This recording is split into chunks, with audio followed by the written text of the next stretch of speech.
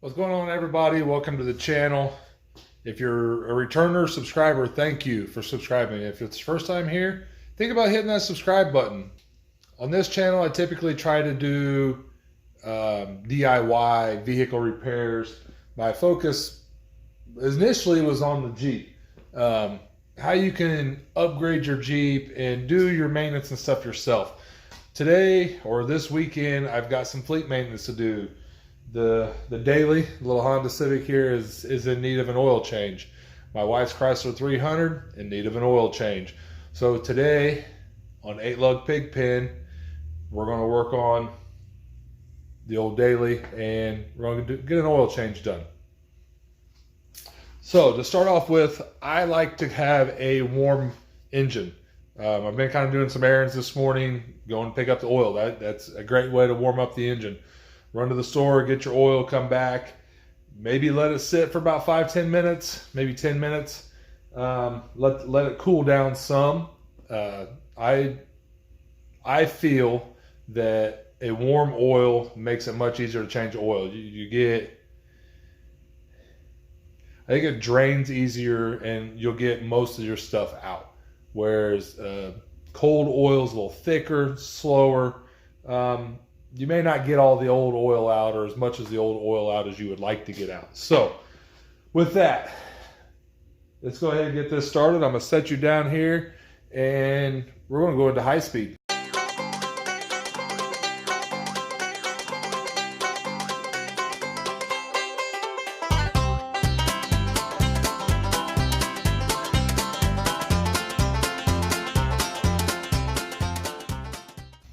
All right, so anytime you work under your vehicle, always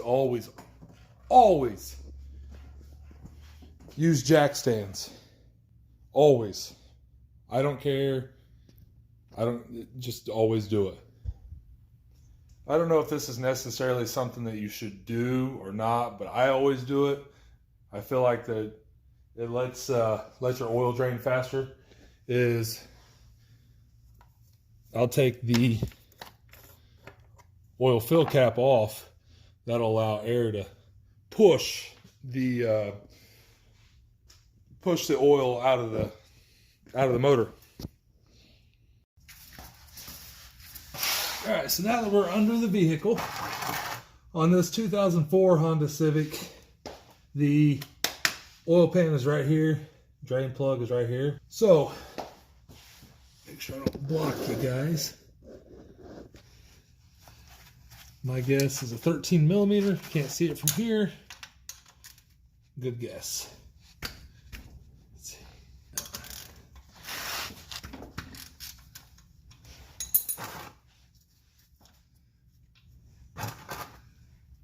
Little oil pan underneath.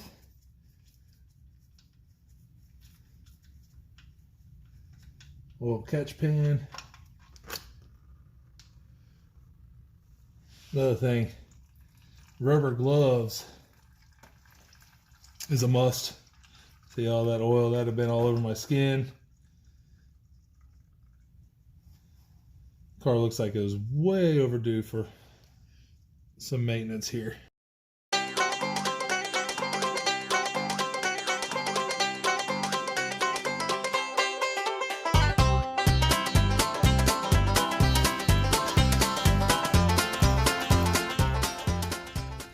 We'll let it sit here and drain for just a few more seconds. We'll put the plug back in. All right, so that part, the oil drain, it looks like it's done pretty good. So we'll get the plug put back in. Maybe.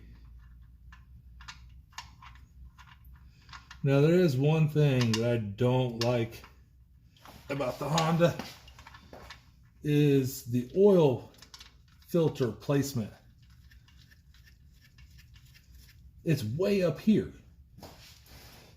So it's not real easy to get to.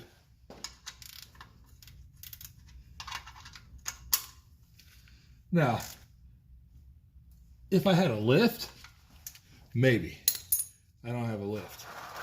So I gotta get up in there.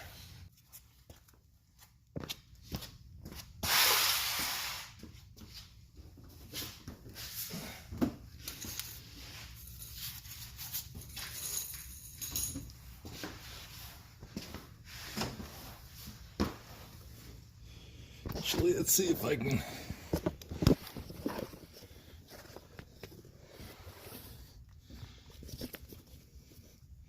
See it there? Yeah, not real good spot. All right, I got you under here with me. Hopefully I don't splash oil on my phone. But we're gonna give this a shot.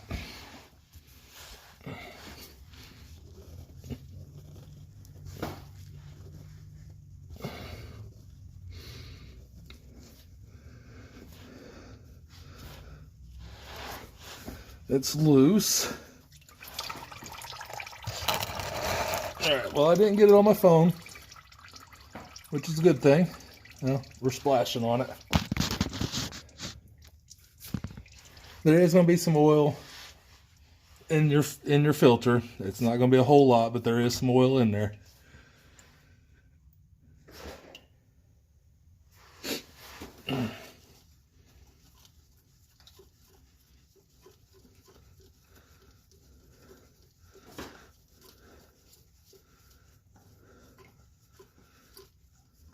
There's still going to be more in it. It all didn't come out.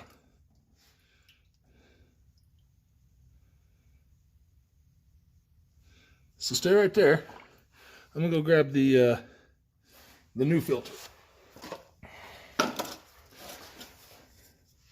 So I'm running a Purelator filter. Like I said, I'm not too terribly worried about this car. But what you need to do, take a little oil and lube that seal up. You don't want to crank that down on a dry seal, because you don't want to spin that that seal.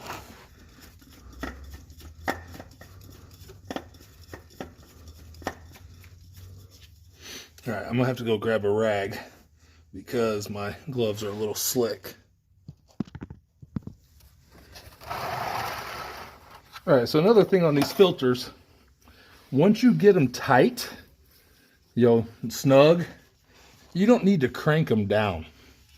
Just get it snug and then give it maybe a quarter turn or eighth turn, something like that. It doesn't take He-Man strength for them filters. You don't want to have to take that filter off after somebody He-Manned it on there. Yep, that's tight. And it should be relatively easy to come off. And with that, we're done underneath. Let's go up top and get some oil put in this thing. Don't forget your oil bucket. Or your catch can, or whatever it is. All right, so we've got the oil drained, the filter swapped out. So now it's time to come to the top of the motor and we'll get some oil in it. That's it. And then that's all. I repurposed a tool from my younger days, not so beer bonging anymore, but it works great as an oil funnel. Probably the best funnel I got. For sure the largest capacity. So, the way Advance sells their oil now, you used to be able to just buy a 4-quart of this. Now it comes in 5 quarts. So I've got to be kind of keep an eye on to where I don't overfill it. Yeah, I didn't take the...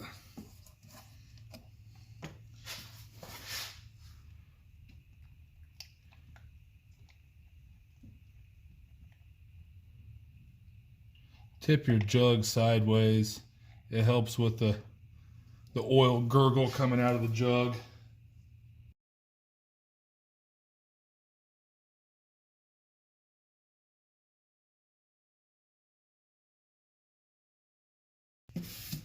All right, so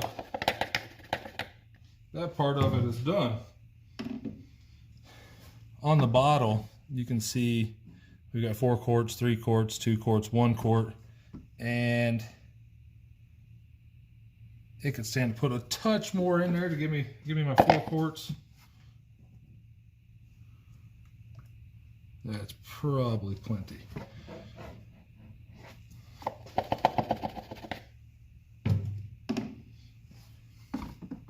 So if I lay this as flat as I can get it, yeah, right here's my mark. Let's see if you can see that moving around there. But that gives me 4 quarts of oil. And with that, oil change is done. Now all I got to do is get it off the jack stands. And I always like to let it run for a minute, 30 seconds to a minute, something like that.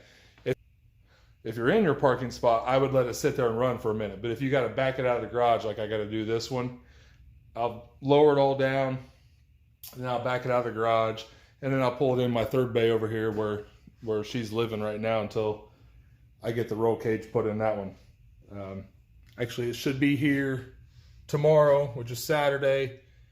This video might actually get posted on Friday, today. I don't know. We'll see how the editing goes. See how good I did on my first take. So let's get this thing back on the ground.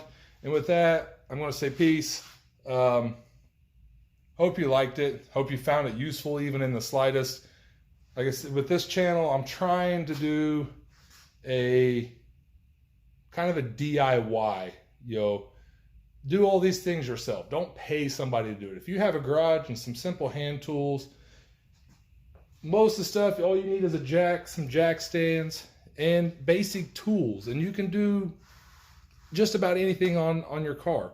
That's what all these YouTube channels are for. If I don't know how to do something, first place I go to is YouTube. And then look at it, watch it. Like, man, that's easy. I can do that myself. So that's what I'm trying to help you do, is be that place that you go to look at YouTube and say, hey, yeah, no, I can do that. That wasn't hard at all. So, and thanks for watching. Like, subscribe, and I'll see you guys next time. All right, so the job is not complete until you can get rid of the maintenance required light. So when you start it up, you got the maintenance required. So what you do, turn the ignition off, leave your key in, press and hold this odometer reset, turn your key to the on position and wait roughly 15 seconds. 5, 10, 15. Turn the key back off and then back on. Maintenance required light is gone. Now, job is complete, and you can reset your, like for me, reset your trip B. Then you know how many miles you've got until your next oil change.